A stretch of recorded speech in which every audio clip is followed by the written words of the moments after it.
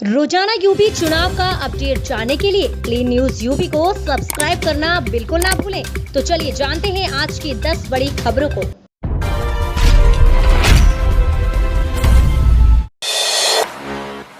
कब मिलेगा free smartphone और टैबलेट? सीएम योगी ने अधिकारियों को दिया ये निर्देश।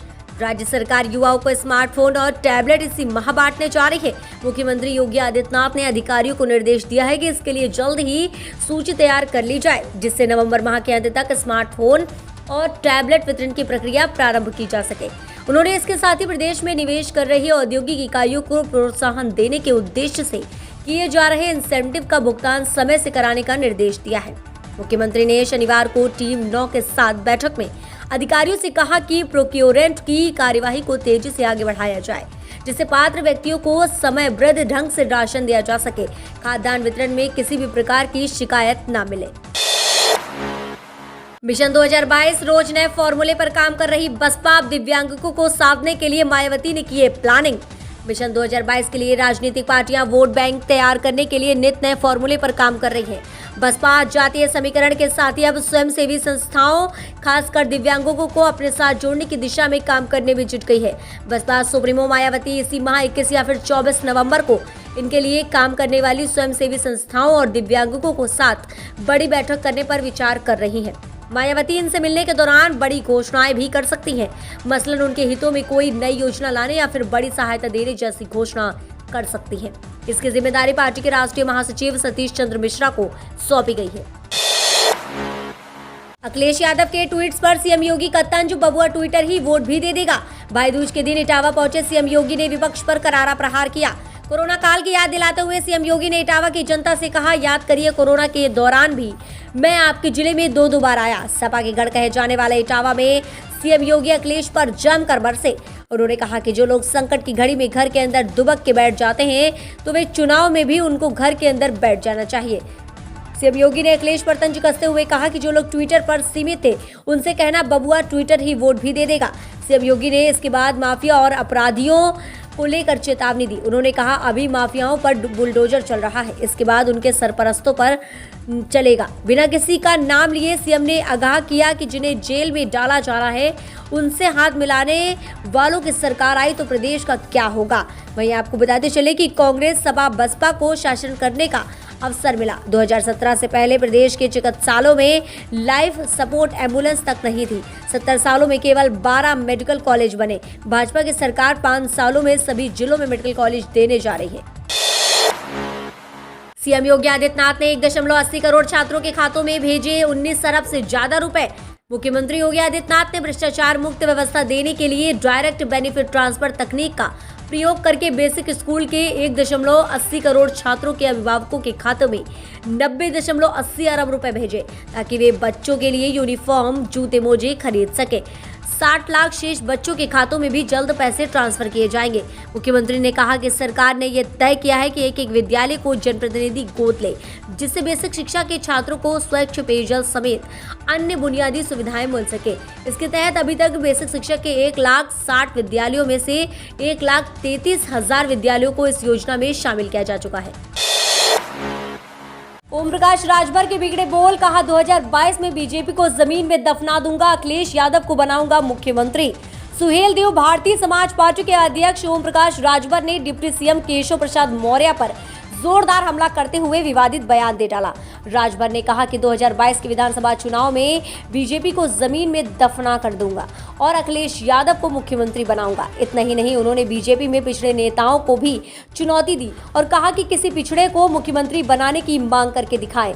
उन्होंने कहा कि अगर हिम्मत है तो केशव प्रसाद मौर्य जातिगत जनगणना पर बोल कर दिखाए, बीजेपी उनको हटा देगी।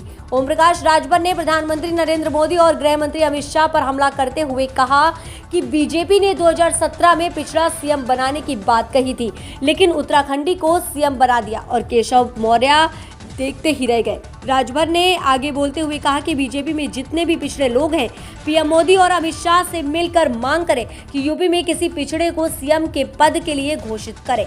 गौरतलब है कि केशव प्रसाद मौर्य ने बांदा जेल में बंद मुख्तार अंसारी को समर्थन देने के मुद्दे पर ओम प्रकाश राजभर पर हमला बोलते हुए उन्हें वोट कटुआ बता दिया। उन्होंने कहा था कि चुनाव में तमाम वोट कटुआ दल आते जाते रहते हैं, लेकिन बीजेपी पर इसका कोई असर नहीं पड़ेगा। केशव मौर्य ने कहा था कि विधानसभा चुनाव में बीजेपी 300 से ज्यादा सीटें जीत रही है। उन्होंने कहा कि कोई भी राजनीतिक दल और गठबंधन भारतीय जनता पार्टी के लिए चुनौती नहीं है। डिप्टी सीएम ने कहा कि यूपी में 2022 में एक बार फिर से सुशासन देने वाली बीजेपी की सरकार मतदाताओं के आशीर्वाद और कार्यकर्ताओं के परिश्रम से बनेगी। आरएलडी-वार शिवपाल पर कांग्रेस ने डाले डोरे। अखिलेश यादव आए सामने, बोले चाचा के साथ लड़ेंगे चुनाव। 21 नवंबर को जयंत के साथ सीटों के बंटवारे का ऐलान। उत्तर प्रदेश में छोटे दलों के साथ मिलकर चुनाव लड़ने की बात बार बार कहने वाले सपा प्रमुख कांग्रेस के पैतरे से सतर्क नजर आ रहे हैं। बीते दिनों उत्तर प्रदेश में कांग्रेस की महासचिव प्रियंका गांधी ने जयंत चौधरी से मुलाकात की। इस मुलाकात के बाद अलग अलग तरह के कयास की तो अखिलेश यादव सतर्क होते नजर आए। वहीं लंबे समय से चाचा शिवपाल अखिलेश यादव को साथ आने की बात कह रहे थे, तो अखिलेश ने दीपावली के दिन 2022 का चुनाव लड़ने की बात कहकर कांग्रेस के इस खेल को बिगाड़ दिया। राजनीतिक जानकार कहते हैं कि अखिलेश यादव किसी भी तरीके से वोटर्स को कंफ्यूज नहीं करना चाहते हैं, इसलिए उन्होंने समय रहते कांग्रेस के द्वारा आरएलडी और शिवपाल से गठबंधन करने का प्रयास किया, उसका खंडन करवा दिया। आपको बता दें, आरएलडी के साथ सहमति बनी। 21 नवंबर को हो सकता है ऐलान। राजनीतिक गलियारे में ये चर्चा तेज हो गई है कि राष्ट्रीय लोकदल के साथ सपा की सीटों को लेकर सहमति बन गई है। इसका ऐलान 21 नवंबर को लखनऊ में दोनों पार्टी के प्रमुख नेता एक साथ आकर कर सकते हैं। मिली जानकारी के अनुसार राष्ट्रीय लोकदल को पश्चिमी क्षेत्र की 32 के करीब सीट सपा दे सकती है। ये वह सीटें हैं जिस पर आरएलडी का बड़ा असर है। अखिलेश यादव को मालूम है कि अगर कांग्रेस ज्यादा सक्रिय होगी तो उनका वोट छिटक सकता है, इसलिए वह समय रहते सभी छोटे दलों के साथ गठबंधन करने का ऐलान कर दे रहे हैं।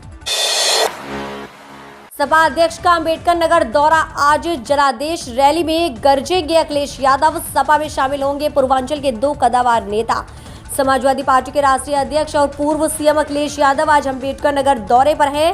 सपा अध्यक्ष के आगमन को लेकर शनिवार की शाम तक सभी तैयारियां पूरी कर ली गई हैं। आज दोपहर करीब 11:25 पर जिला मुख्यालय स्थित भानुमती पीजी कॉलेज में जनादेश रैली को संबोधित करेंगे। रैली में बसपा से निकाले गए 2 पूर्व कैबिनेट मंत्री रामअचल राजभर और लालजी वर्मा सपा के सदस्यता लेंगे।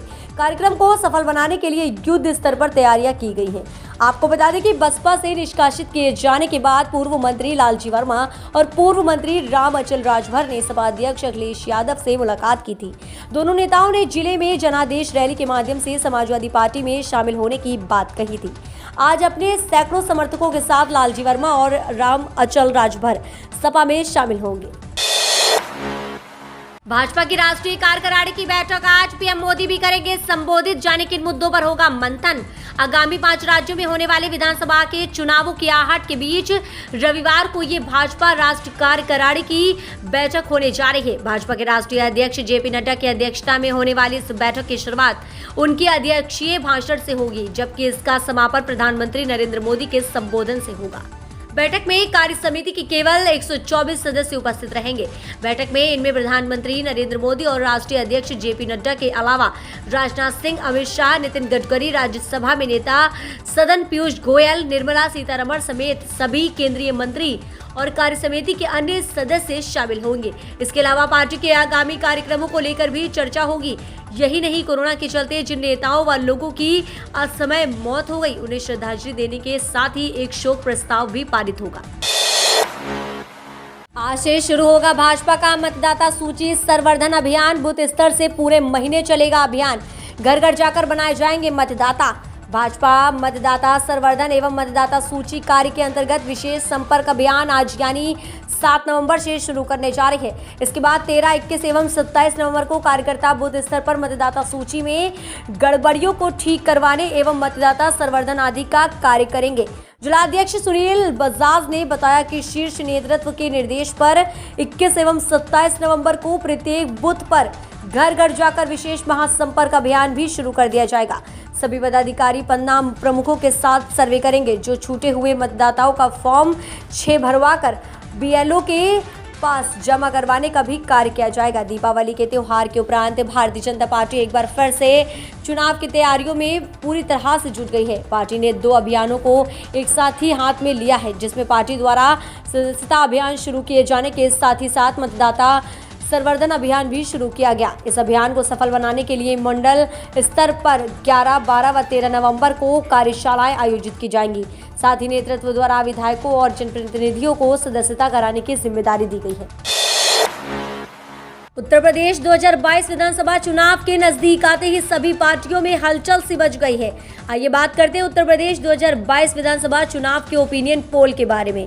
सत्ता की कुर्सी बचाने में बीजेपी कामयाब या फिर अखिलेश यादव की बनेगी सरकार, उससे पहले हम आपको बता देते हैं एग्जिट पोल, जो कि जनता की राय के अनुसार बनाया गया है। ओपिनियन पोल के जरिए हम आपको बताएंगे कि किस पार्टी को कितने सीटें मिल रही हैं। यहाँ पर सबसे पहले बात कर लेते हैं बीजेपी की, तो बीजेपी को यहाँ पर मिल रही हैं 140 सीटें। वहीं आगे बढ़ते हैं, बात करते हैं समाजवादी पार्टी की, तो समाजवादी पार्टी को यहाँ पर सबसे ज़्यादा सीटें मिल रही हैं। यहाँ पर इस पार्टी को 210 सीटें मिल रही हैं। वहीं बहुजन समाज पार्टी को यहाँ पर मिल रही हैं 30 सीटें। कांग्रेस के हिस्से में आ रही हैं यहाँ पर 10 सीटें। मीडिया रिपोर्ट्स के मुताबिक ये था आज का एकदम सही और सटीक एग्जिट पोल। इन आंकड़ों को देखने के बाद आपको क्या लग रहा है कि इस बार किसकी सरकार बनते हुए नजर आ सकती है? हमें कमेंट के माध्यम से अपनी राय जरूर दें।